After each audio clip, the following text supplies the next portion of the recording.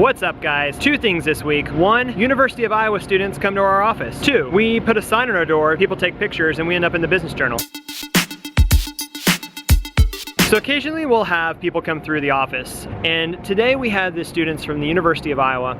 These students are primarily focused on being a part of an organization or part of an organization in the university that is focused on entrepreneurship.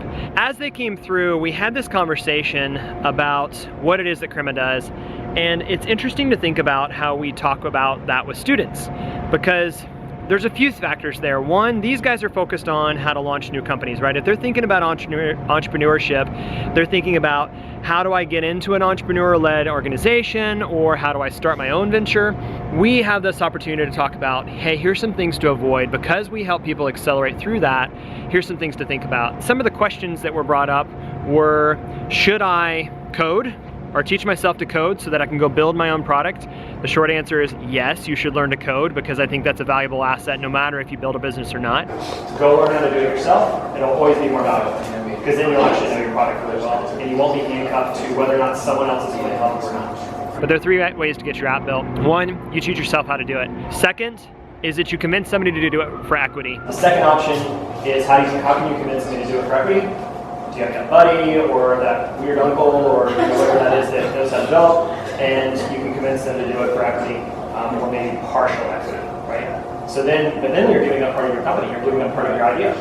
So when and if you do sell, or if you're able to get into a position, you have less value. The third one, hire somebody to do it.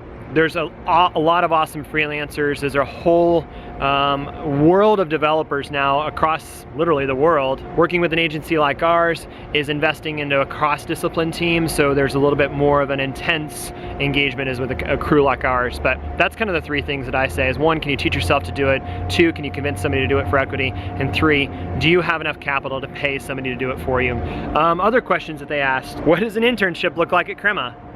That's a great question, and something that we're going to be focusing on in 2017 is really dialing up our internship program. One of our values is constantly improving, and we believe that internships is a great way to do that. So if you're a designer, developer, business development, sales, marketing, user experience, quality assurance, any of those things, be paying attention to our vlog, to our website, because we're going to start posting our internships in the next few months, and we definitely want you to apply, and the best will get picked and hopefully can be a part of the team. Thank you, University of Iowa students, for coming by. Some cool kids in there.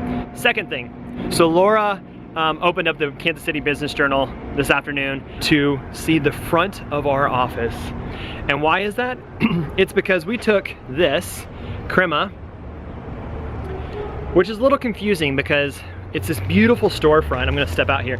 It's this beautiful storefront that looks kind of like a coffee shop. And Crema, if you haven't heard me say it before, is that golden layer on the top of an espresso shot. So it's even a coffee theme, right? It's a Crema.co is a really popular coffee company in, I think, Nashville.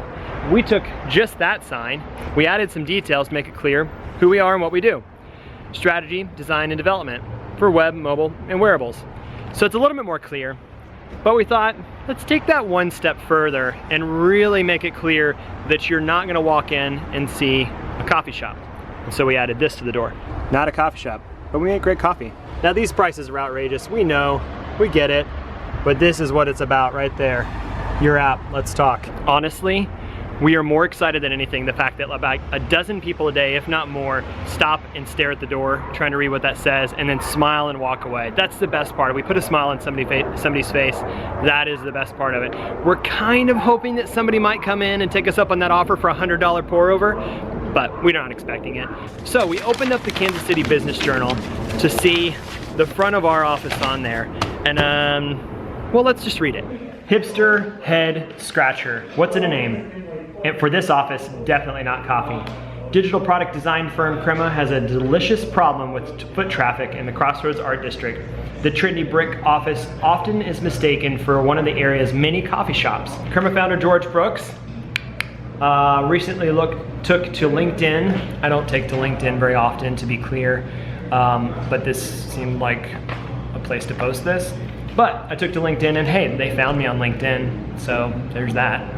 One win for LinkedIn. He wrote that the company, quote unquote, decided to own it, with some lettering on the front of the door declaring, not a coffee shop, but we make great coffee. And as for your app, let's talk, it says. Alicia Creme, Alicia Creme? I'm sorry, Alicia. Alicia, it might be Alicia. You were so sweet. I actually think that I was standing on the other side of the window when you took the pictures. Thank you for writing about us. We didn't know that was coming. That was super exciting to open up to. All right, guys, thank you so much for watching. Subscribe to our YouTube channel, like us on Facebook, follow us on Twitter and all the other socials. And thank you so much for watching. We'll see you next time. Oh, and comment on our video. We really want some comments. We want to talk to you. If you have any questions or things that we should be talking about, leave a comment. Thanks. I'm still saying, if you want to come by and you want us to make you one of the best pour-overs you've ever had, we would charge you $100.